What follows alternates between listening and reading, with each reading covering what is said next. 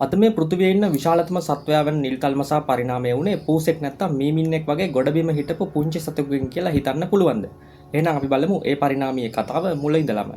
කතාව පටන් ගන්න කලින් පොඩි දැනුවත් කිරීමක් කරන්නම්. අතීතයේ ඉඳලා ජීවත් වෙලා වඳ වෙලා අද ෆොසිල බවට පත් වෙලා අපිට සාක්ෂි ඉතිරි කරපු එකිනෙකාට ඊටාම සමීප සත්ව විශේෂ කීපයක් ඇසුරින් තමයි මේ නිල්තල්මසාගේ පරිණාමීය කතාව අපිට හෙළි කරගන්න ලැබෙන්නේ. අදින් අවුරුදු මිලියන 50කට විතර කලින් ගොඩබිම ඉන්නවා පුංචි ශීරපායෙක්. මෙයාගේ නම ඉන්ඩෝහියස්. ඉන්දියාවෙනුත් පාකිස්තානයෙනුත් මෙයාගේ ෆොසිල හමු වෙනවා. දිග අඩි 2ක් විතර ඇති. ශාකභක්ෂකයෙක්. විලෝපිකයන්ගෙන් බේරෙන්න මෙයා නොගැඹුරු ජලයට යන්න පුරුදු වෙලා තියෙනවා.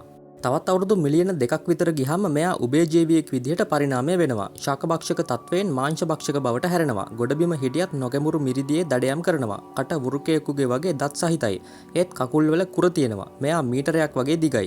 දිග වලිගයක් සහිතයි. මෙයාගේ නම පැකිසෙටස්. අදින් අවුරුදු මිලියන 47ක් වගේ වෙද්දි මේ පැකිසෙටස් කිඹුලෙක් තරම් විශාල වෙනවා. මීටර 2ක් විතර දිගු වෙනවා. මෙයාගේ නම ඇම්බුලොසෙටස්. ගොඩබිම ඉඳලා වැඩිපුර කාලයක් වතුරට හුරු වෙන තීරණාත්මක කාලය තමයි මේ. ගොඩබිම ගියත් කිඹුලෙක් වගේ වැඩිපුර ඉන්නේ වතුරේ. පීනන්න පුළුවන් වෙන්න පාද පරිණාමය වෙලා තියෙන්නේ. ඇවිදින තල්මසා කියලා තමයි පොදුවේ හඳුන්වන්නේ.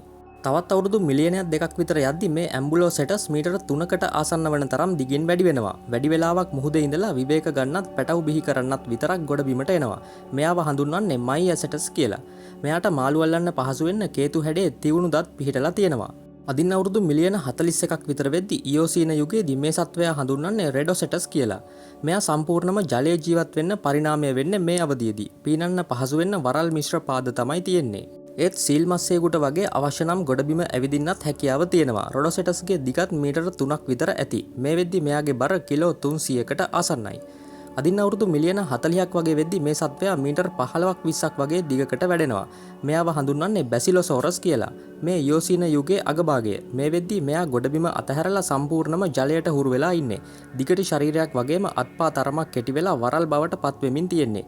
ඊජිප්තුවෙන් වගේම ඇමරිකා එක්සත් ජනපදයෙන් මෙයාගේ ෆොසිල හමු වෙලා තියෙනවා.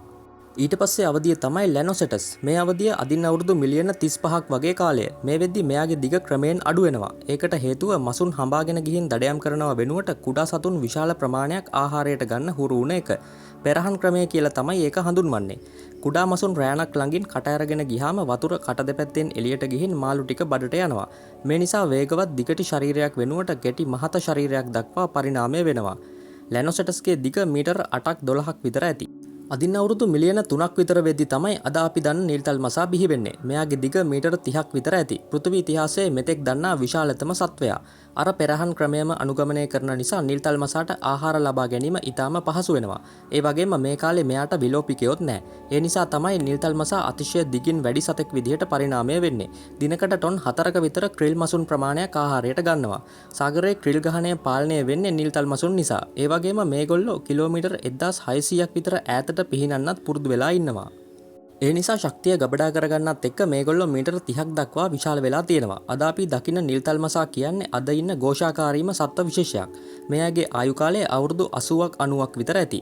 ඉතින් අපි මේ කියපු සත්ත්ව විශේෂ කෙලින්ම නිල්තල්මසාගේ පරිණාමීය අවදි නොවුනත් ගොඩබිම හිටපු ශීරපායියෙක් පාරිසරික සාධක මත සාගරයට ගිහින් අද අපි දකින නිල්තල්මසා දක්වා පරිණාමය වුණ බව මේ සමීපතම ඥාතීන්ගේ ෆොසිල වලින් සොයා ගන්න විද්‍යාඥයන්ට හැකි වෙලා තියෙනවා.